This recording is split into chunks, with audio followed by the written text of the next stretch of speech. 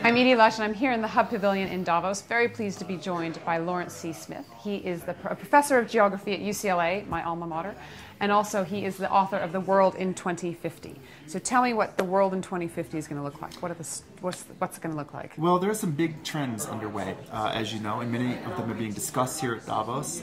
For example, the incredibly fast rate of urbanization that's taking place in the developing world, the flight of people from the countryside to the cities.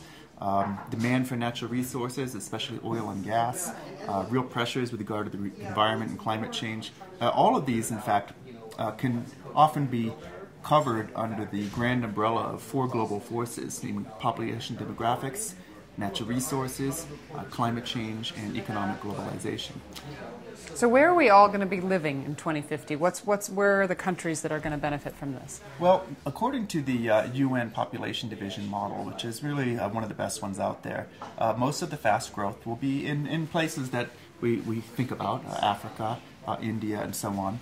But just as interesting will be the erratic and uneven aging of the planet. Some places will age very quickly relative to others. China, for example, is headed for a big demographic change in that regard.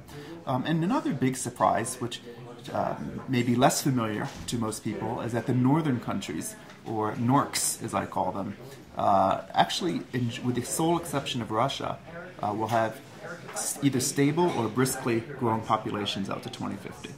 And what about the animals? Where are the animals going? Yes.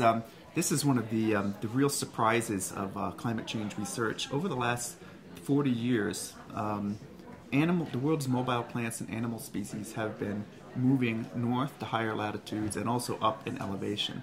On average, about 6.1 kilometers per decade, which might not sound like much, but it translates to roughly 2 meters per day. So imagine coming outside of your house every morning and seeing that your lawn had crawled north by 6 feet from the day before. That's how fast these transformations are taking place. So what's happening? Are animals actually creeping into the Arctic? What's happening? Well, they're happening. It's happening at various paces, of course.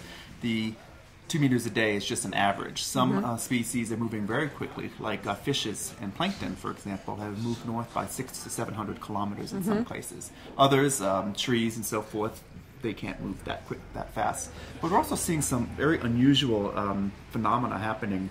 In researching my book, I traveled all around the north, and there were reports of things like southern animals being found in north woods, like cougars, for example, in Alberta. But one of the oddest I came across is the story of James Martell, who is a big game hunter from Idaho. And in the spring of 2006, he went to Arctic Canada to hunt a polar bear. Hunting polar bears is legal in Canada. It costs a lot of money, but you can do it. So we hired some guides, and they found him a polar bear. He shot it. They ran up. Then his excitement turned to confusion because at first it looked well enough like a polar bear, but upon closer inspection, it had dark eyes like a panda, it had a humped back, and long hooked claws. In fact, it had many of the physical attributes of what? Of a grizzly bear. Yeah, grizzly bear. This is absolutely terrifying. You know? The one thing I'm really actually quite scared of. So what do we call this new thing? This is indeed the first ever documented occurrence of a hybrid grizzly polar bear seen in the wild. And the nickname at the moment is a Pizzly. And what's particularly unsettling about it is in spring of 2010, a second one was shot. But this was the offspring of one of these creatures. So they are, in fact, reproducing. Now, time will tell whether this is just a local oddity or something more widespread. But there are some strange things going on biologically in the north. Beware the Pizzly is the message from this one. Thank you very much for joining me here in the Hub Pavilion in Davos, and I'm Edie Lush.